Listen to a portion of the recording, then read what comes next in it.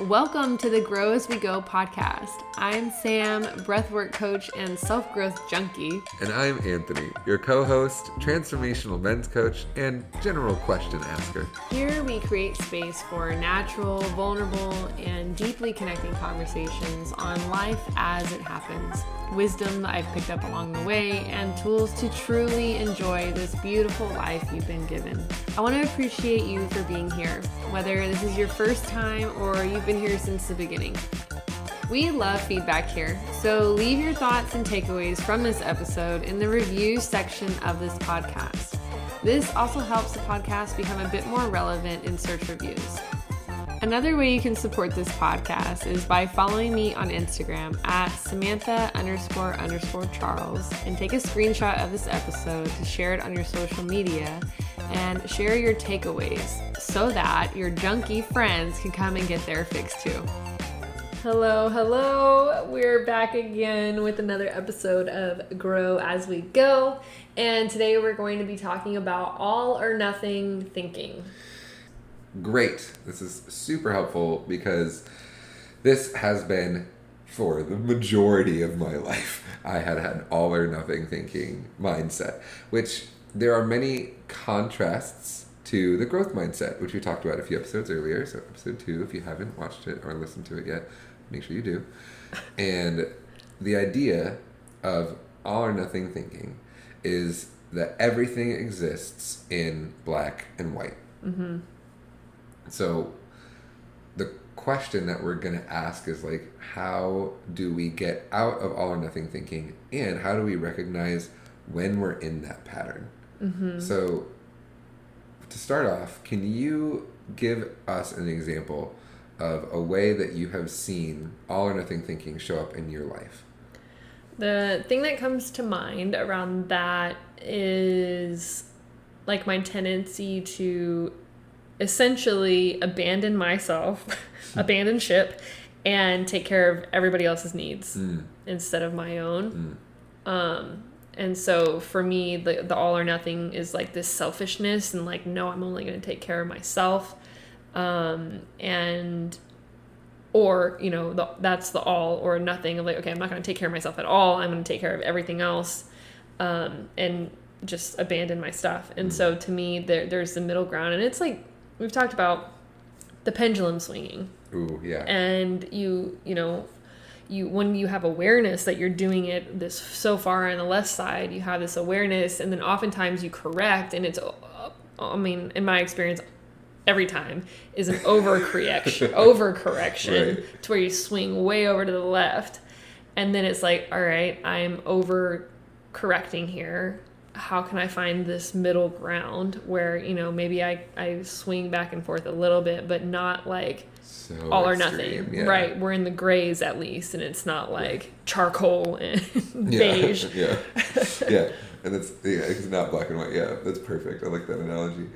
The difficulty in recognizing and then also moving forward or moving on from all or nothing thinking is that the patterns that were established both when we were younger and throughout the experiences that we keep having are, like we talked about in growth mindset, serving us in some way. Mm-hmm. It's really helpful for us to have all or nothing thinking, because when my favorite vocabulary word that I taught you, our dichotomy is to be in one space or the other. Mm-hmm. Because two things is way simpler to manage than a whole spectrum of things. Right. So our brains and our minds and our bodies then default to the comfortability of it's either gotta be this or it's gotta be this. Yeah. And I feel like that's a thing that I find myself frustrated with in other people. And so of course it's a mirror, and mirror there's on the wall. Yeah, there's stuff in me that clearly is showing up in that way too, that I'm not ready to see or unable to see, whatever it is. But because there's that all or nothing thinking, oftentimes there's not an opportunity for out of the box creative thinking.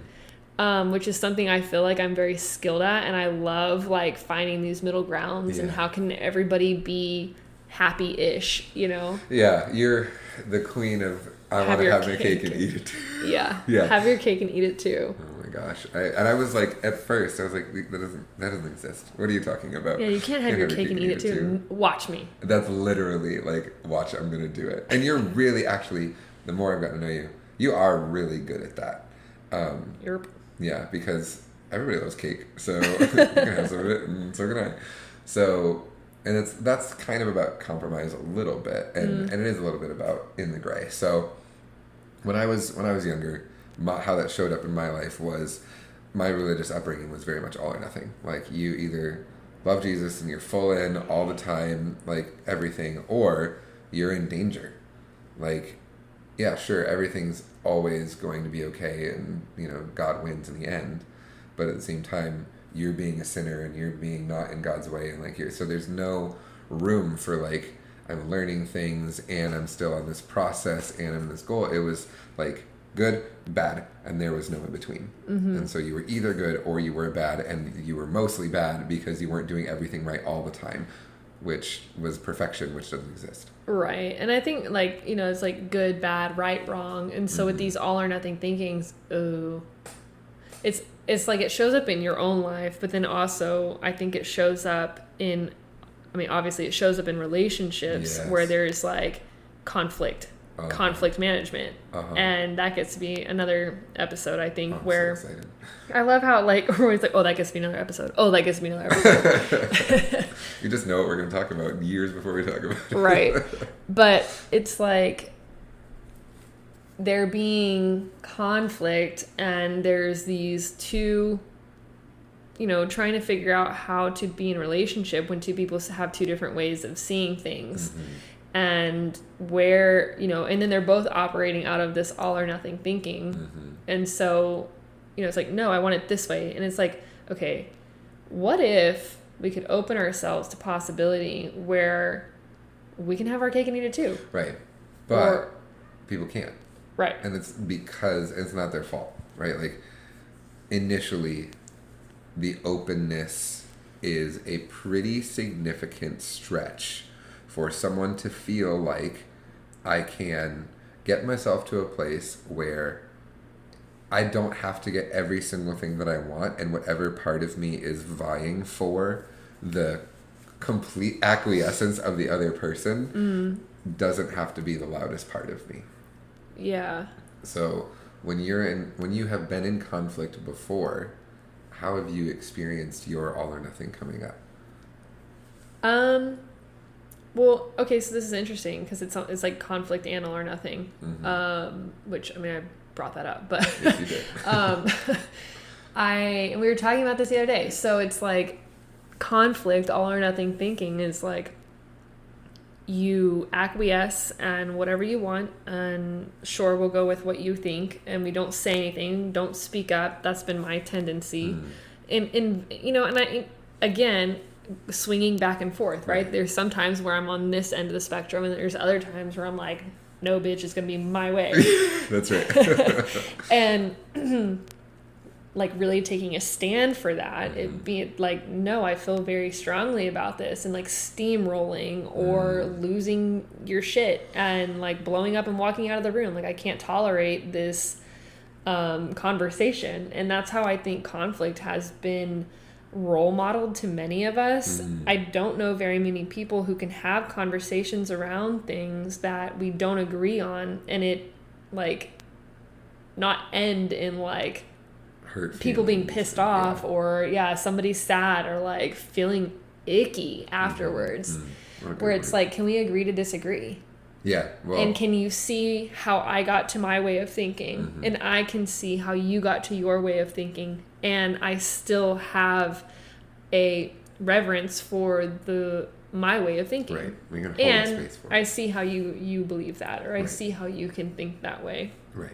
And to me, that's, a gray area, and it takes a lot of emotional intelligence to be able to hold space for something that you don't believe in my experience. Because what's interesting about that is that, like, whenever somebody doesn't agree with you, it's almost people take it personally. And I know my experience has been like, I feel like I have to rationalize or justify my experience and my belief system, when it's like, no, I get to just believe what I want, and this is how I got there, and you can understand it or not. It doesn't change anything for me. Right. And that's the complication of all or nothing, is recognizing that sometimes we do set our boundary, and it might be in an all or nothing position. Yeah. You might say, I need it all right now. And there can be some awareness around that, or there could not be awareness around that. But how you set your boundaries gets to be how you set your boundaries, and it's not my job or anyone else's job to say, oh, you can't have that boundary. No, you get to have it. Yeah. And in healthy relationships, in the gray area, which is the basically opposite of all or nothing thinking, you can have those conversations, and you can get to a place where we're like, can you look at that? Can you examine that for me? Mm-hmm. Like for yourself and for me, like in relationship. Yeah. So we talk about relationship a lot when it comes to these areas of growth, because for both of us, relationship is a deeply important thing, and it's just the most frequent mirror that you're going to run into to recognize your own growth. Yeah, and relationship is, I mean, there's all kinds of relationships. Right. Like you get met with these things in your relationship with your kids, your relationship with your spouse, your mom, your siblings, your dad, your friend, strangers. Yeah, you know, like anything. Oh, that was something that we didn't talk about in the what is growth mindset. It's like triggers. Oh, nice. You know, and what triggers can be a sign of there being. If you listen to the episode, you'll get what I'm talking about here. But like how triggers can be a alert system that there's rocks in your river, or boulders in your river. Yeah, and because triggers become the catalyst for which all or nothing thinking operates out of unhealed places, which is a long-winded way of saying if something happens and your brain goes, hey, this makes me feel this, and so you get that boost of adrenaline, and you're like, oh, fight or flight, or cortisol, and you're like, oh crap, I'm stressed. Whatever it may be, it triggers your all or nothing, because you're going to be like, oh, I don't want that to happen, so I'm going to automatically move into nothing thinking, where it's like, okay, I'm going to be numb to that and just do whatever you want. Or it's like, okay, all of the things that I'm doing right now are to get away from that. That's that fight or flight. Yeah, I could think about like all or nothing being, oh man, I think we were talking about this one day. All or nothing being that like fight or flight. Yes, nice. Because all or nothing thinking is like a trauma response. Yes. And so when you're having a trauma as a kid growing up, and trauma looks like all kinds of different things. I think oftentimes we downplay things that have happened to us because it wasn't an assault, or, you know, my parents didn't beat me daily. So it's like, okay, there's also subtle things like death by 1,000 cuts sort of trauma. Neglect, like there's all kinds of trauma. Everybody has trauma, and it's different degrees, and it doesn't do anybody any good in their health journey and their growth journey to compare. Right. So when I speak of trauma, that's what I'm saying. It's to whatever degree that you have. Right. And so whenever growing up and you have a trauma happen, or multiple traumas, whatever it is, you get put in this fight or flight response, and so that sympathetic nervous system is activated, creating this all or nothing. So it's like you're going to fight or you're going to flight. And so those are like the two extremes. And there's fawn and freeze also, which I feel like fight and flight, fawn and freeze kind of go together. Absolutely. Because fight and flight is an action being taken and moving forward. And then fawn and freeze is like you're pushing everything in your body reactionary down and stuffing it down because you're neglecting yourself so you can fawn the other person, or you're neglecting your thing to run so you can stay safe and freeze and just like be paralyzed. Which both of those, or all four of those, are valid and important responses when trauma is happening, because that is necessary. Like when animals are being hunted, that's what they do. They have these defense mechanisms, and they need those defense mechanisms in order to stay alive.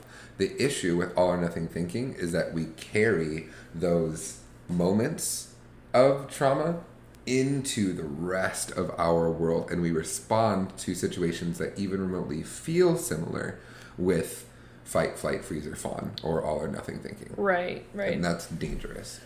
Yeah, well, it's also not healthy. Yeah. It's not always dangerous, I think, but it's like not healthy. Yeah. It could be detrimental to yourself and relationships and whatnot. Yeah. But whenever you're speaking about trauma, I think about that Waking the Tiger book that I read by Peter Levine, where he talks about, he studied animals and the way that they respond to trauma and compared it to humans and the way that we respond to trauma. And it's a really, really fascinating book about trauma and what happens in the body. I spoke about this before, how we have this wonderful human brain that allows us to create stress out of thin air with our mind. Magic. Yeah, it's magic. It's wonderful.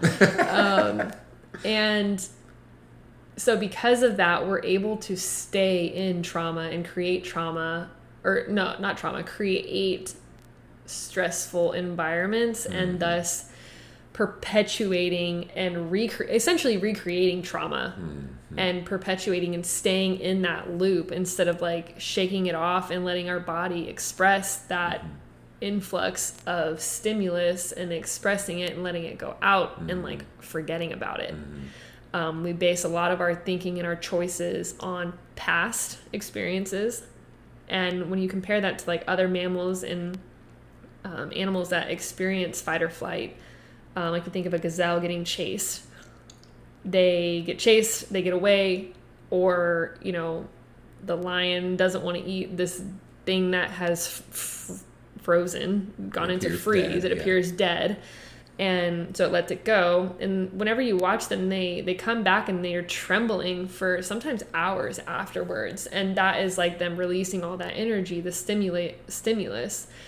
And then they forget about it. They don't have the mind that is like, oh, is that lion going to come back around the corner? And like they've got PTSD and their anxiety. Like you don't see that. Back to the water hole. Right. Yeah. And they live as if it's a brand new day. Yeah. A brand new moment. And they're very present. Which no one teaches kids how to do. I mean, not no one, but like the amount of people who teach kids how to do that is pretty infinitesimal. So pretty small. So. Yeah. And so if we go back to like the fight, flight, freeze, fawn spectrum of all or nothing, I like that.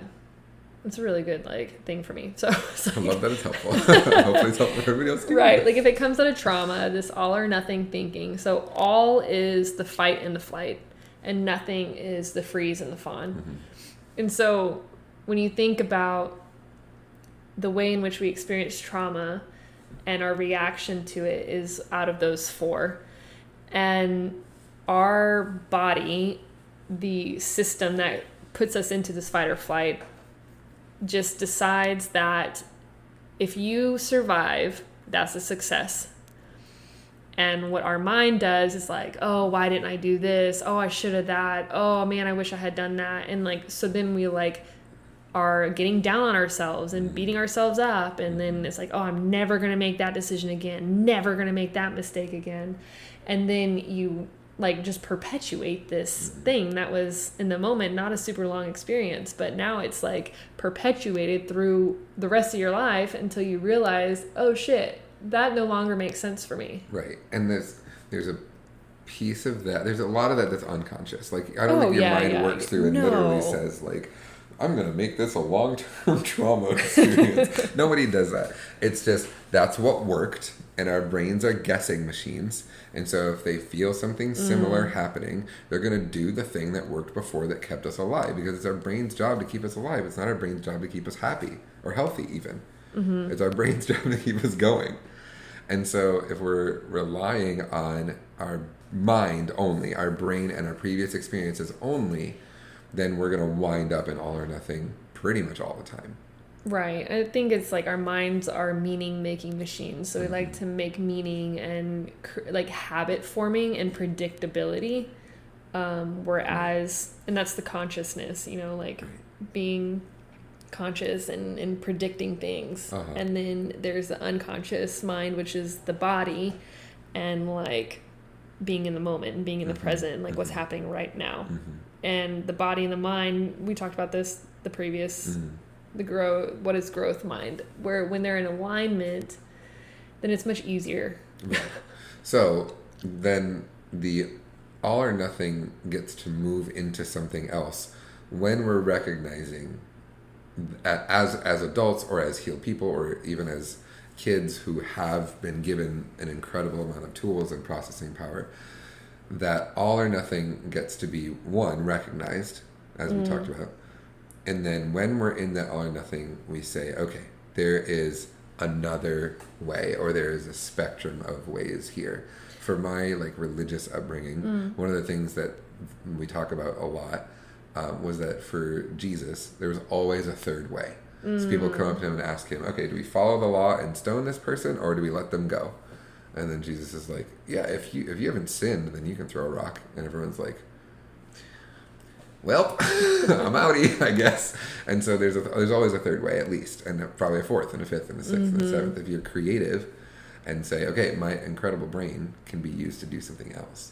Yeah. So what is that spectrum? What does that gray then look like in your world, Sam?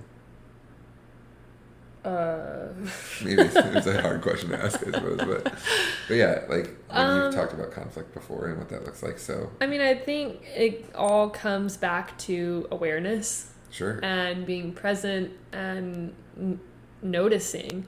And if it's hard to notice in the moment, then reflecting on your day or reflecting on an experience and how you showed up and how, again, like, how is that for you? How can you approach it from a different angle to see somebody else's perspective, to see how you showed up, to see, like, am I coming from a place of balance and authenticity, or am I coming out of love or coming out of fear, basically, I think is what it comes down to. Like, are you making these decisions out of love and honor and respect, or is it out of fear and scarcity? Yeah, that scarcity thing is really powerful and helpful for me, because that's where a lot of my all or nothing came from. Especially in the other aspect of the religious community, even though I've learned wonderful things about Jesus, is that I've also had this concept of there's this eternal bad place, and going there is a very scary thing. And so since that's very scary, I have to be all the time, all things for all people. I have to be fully on all the time. And what that means is that I have to be constantly giving and never really receiving. And so that was my all or nothing spectrum, was either I got to give, and I don't get anything in return, because getting something in return is actually bad. Like, you do everything that you have out of the goodness of your heart, and you don't expect anything in return, but that also then therefore is not getting anything in return. And what I've learned now is that the spectrum for me is that when you give energy gets to come back to you in equal measure. You give your energy, and generosity is giving your energy, knowing that energy comes back to you in unexpected ways.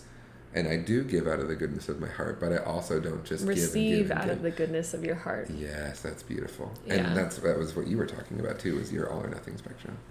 That you would give until, or you were just like, no, I don't get to give anything. Everything's for me. Yeah, well, and then also, like, it feeling uncomfortable to me to receive. And, like, you know, somebody's, like, thanking me or showing a lot of gratitude. I'm like, oh, it's nothing, no big deal. You know, don't talk about it anymore. Yeah, please don't bring to light the fact that I received something. Don't mention it. Literally. Because what did that bring up in you when people would offer things to you and you would begin to receive it? Or what would it bring up in you when people showed gratitude for what you gave? Well, I think that's not a difficult question, because I would go back and forth between these, like, no, I am deserving, and, you know, selfishness almost, and, like, expecting things, and, like, getting really upset when, like, I wasn't being appreciated, or I wasn't like, because fairness is another thing that's like really big for me. And it's like, oh, well, it's not fair when I'm giving so much and it not being reciprocated. And so there being like this, reciprocation. Vacuum.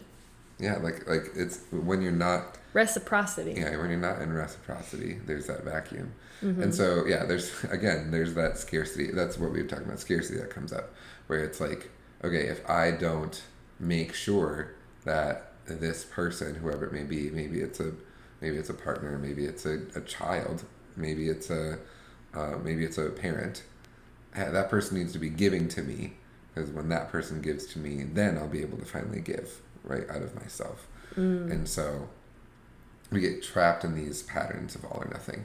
But and it comes on days too, where there will be days where I say, oh man, I can get everything done, this is great, I'm so full of energy and I'm going to just do all the things.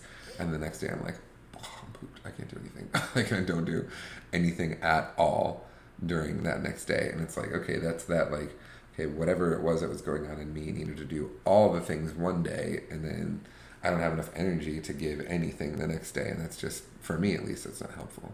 Yeah, and I think about that, like, just all these pendulums, right, of like, oh, I need to take care of myself, and also there's a lot of stuff that needs to get done, so I'm like, okay, I'm gonna do all these things on my to-do list, let's go, and I like burn out my energy, and then I'm swinging back to the other side of like, I'm gonna just like sleep all day. Yeah, sit in my bed and so it's like these extremes, you know, like this day I'm gonna work, and then this other day I'm like so lethargic, and it's like, how can you find balance where, because that's not taking care of yourself, it's like burning yourself. That's where burnout, I feel like, comes out. It's like not taking care of yourself, not replenishing yourself, and just like doing and working and so what we can do then is we can start noticing the patterns.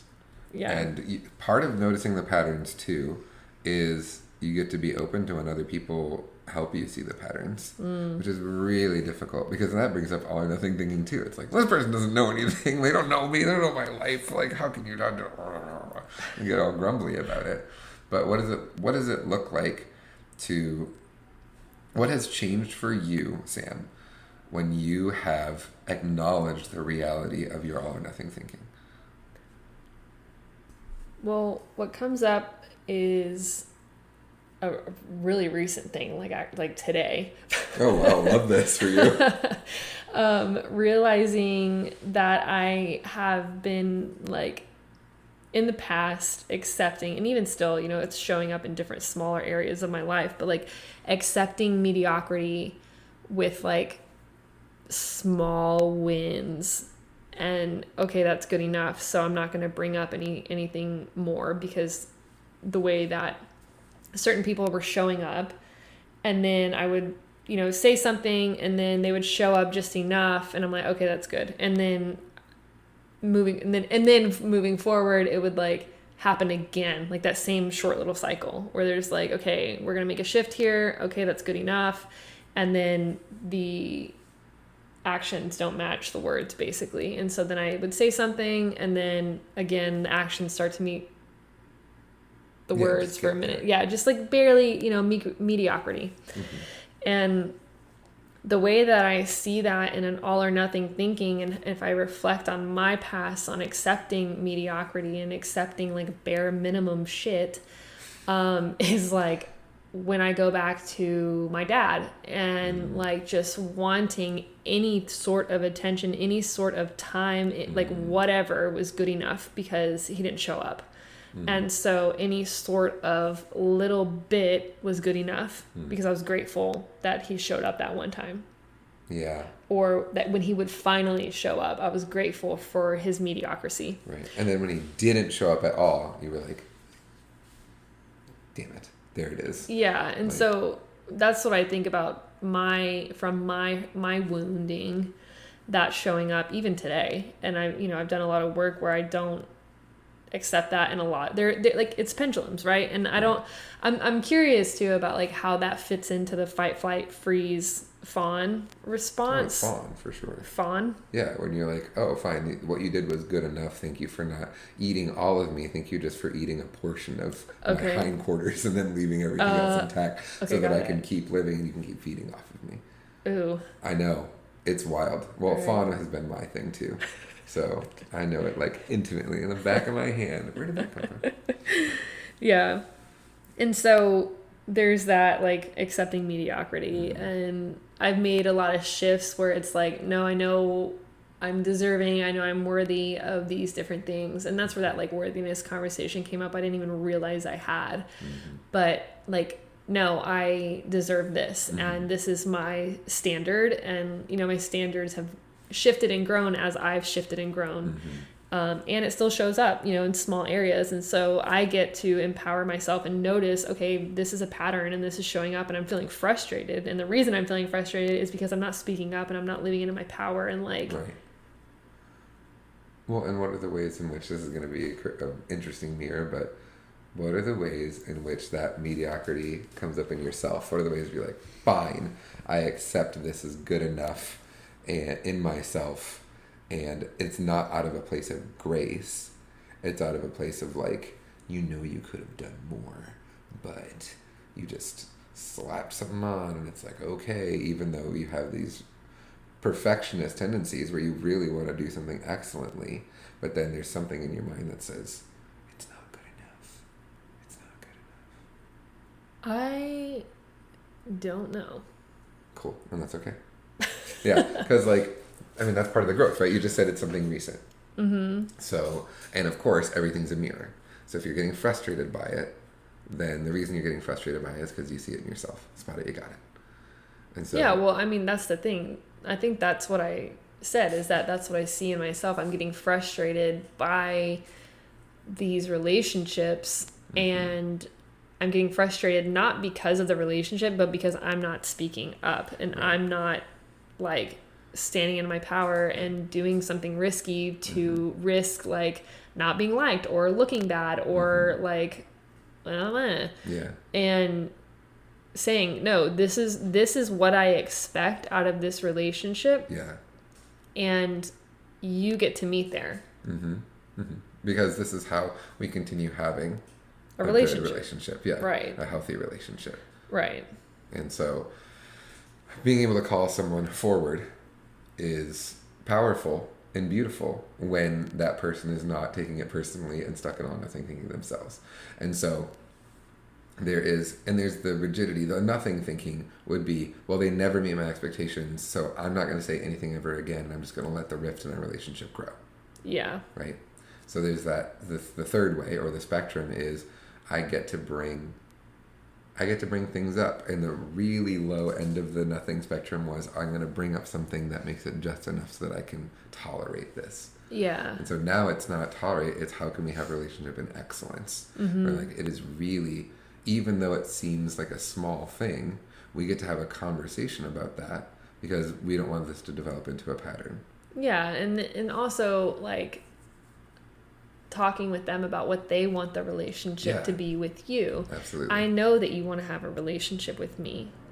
Yes. And this is how that gets to happen without me feeling this certain way, because I'm feeling like I'm giving and you're just taking. Yeah, which is, that's a really deadly way for relationships to end. Like if one person feels like they're always giving and one person feels like, it doesn't necessarily feel like they're always taking, but typically what happens is both people feel like they're always giving and no one's receiving. Right. And so then you're like, everyone's just angry all the time. And that's, you know, the gong sounds and you're like, well, I've got something to work on here. But at least when it comes to that spectrum thinking is how does not necessarily just compromise, but how does every person that we relate to begin to have that equal energy exchange? And the fact of the matter is that in some relationships, sometimes that means your energy exchange is going to be way lower. And when you recognize this, in some relationships, it gets to be way higher too. Because you realize that the frequency at which both of you are vibrating gets to be wonderful in a high vibe relationship. And some relationships are just low vibe relationships, which you get to decide whether you keep those around in your life or not. But there are ways in which just saying, I'm not going to be with anybody who is a low vibe relationship. I'm done. Like, we get to reach out to people too and call them forward. So yeah, it can be tough. It's a challenge. Yeah. Especially when we've lived in all or nothing thinking for such a long time. Yeah, for sure. So how do you ride that spectrum? How do you walk that tightrope? Yeah, this is almost like a tightrope conversation, right? Yeah.